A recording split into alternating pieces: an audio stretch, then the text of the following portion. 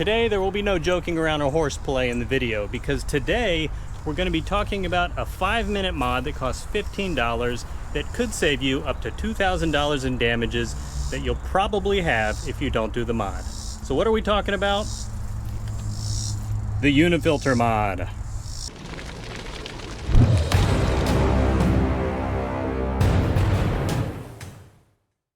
Okay everyone, hope you are having a fantastic weekend. Yes, I am finally getting to the Unifilter or secondary breather mod. I hate to admit it, but I've had this part for over a year now. It's just been sitting on my pile of stuff to do to the truck, and I'm finally getting to it, but hey, better late than never. So for those of you who don't know, I'll just do a very brief recap on what this does and why you need it. And this is specifically for the second-gen Tacomas. I haven't really seen this as an issue yet for third gens, or maybe Toyota engineers sort of did away with the system, who knows. Okay, so on second gen Tacomas, this is your secondary breather, which it's pretty much an emissions control. It will suck in additional air, putting it into the engine to affect your emissions, to balance things out and make things a little cleaner. Of course, that is a very superficial definition. The problem is, since air is coming in right through here, Toyota decided to use a very cheap sponge that apparently after 50 to 60,000 miles will deteriorate and then fall down in, little pieces break off when it's deteriorated, fall down in, get sucked into the pump, either break the pump, which is this, or they get sucked all the way into the line, down into your control valves, which you can see right here. If the pump breaks for this, you're looking at about $300 worth of damages, parts, and labor.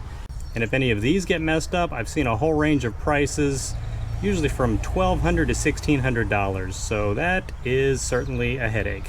However, the good news is you can get this simple 1-inch breather clamp. The part number is UP-107. I will, of course, put a link down in the description where you can get one on Amazon, which I think it's about $13 right now.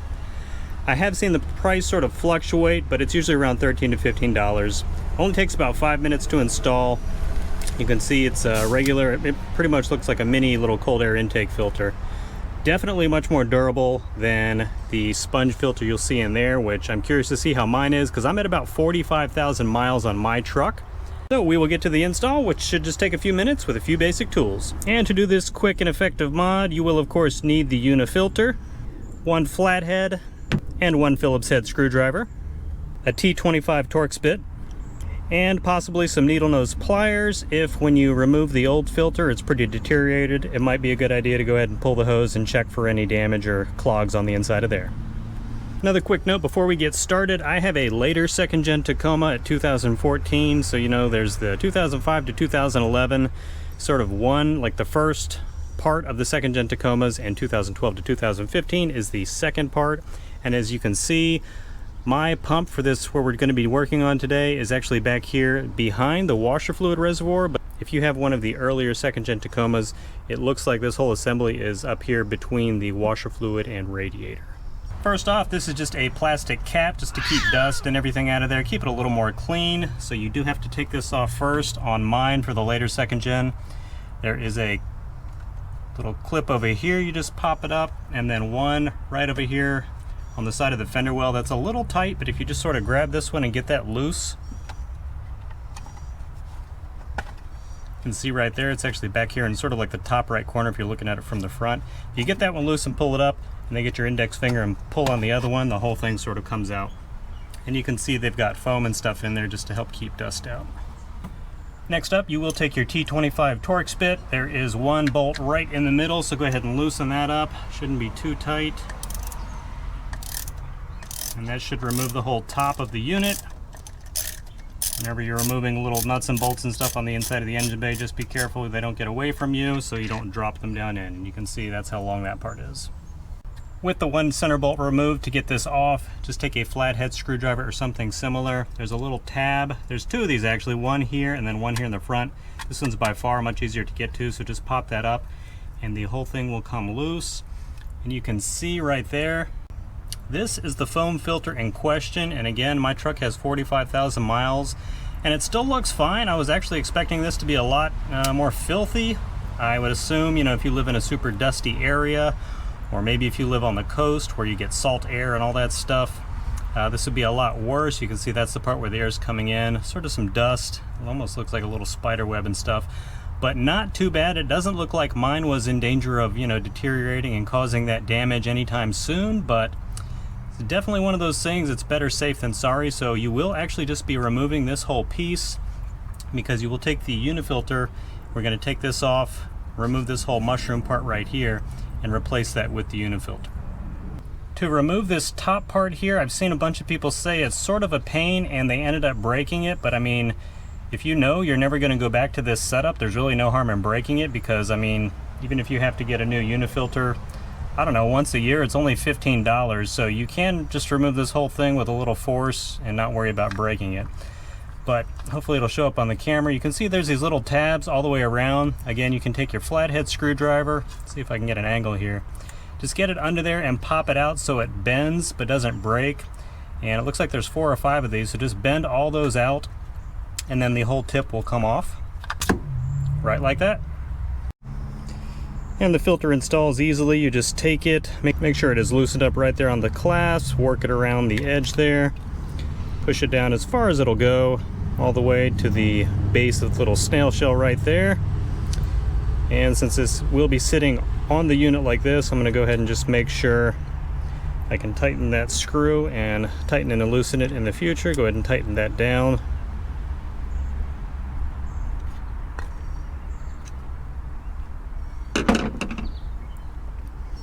Actually easier to use a flathead to tighten that.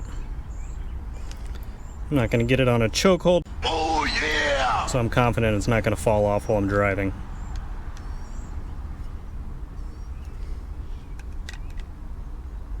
Okay, that is on there, ready to get reinstalled.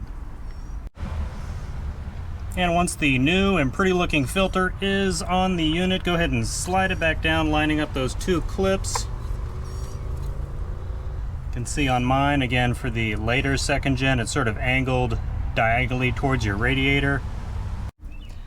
I'm not sure if it's like this for all of these, but my cap right here, it wouldn't exactly pop back on the tabs. However, when I put that center bolt back in and tighten it back down with that T25 Torx bit, it did go ahead and seat that firmly, so you can see everything is nice and tight. At this point, you are done. It's up to you whether you want to reinstall that plastic cover.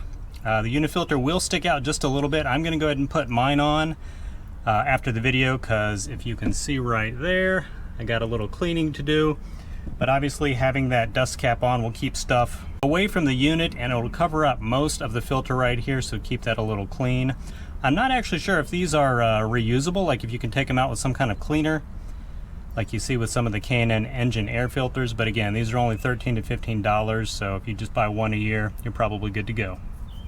All right, everyone, unifilter secondary breather mod successfully installed. Thank you so much for stopping by.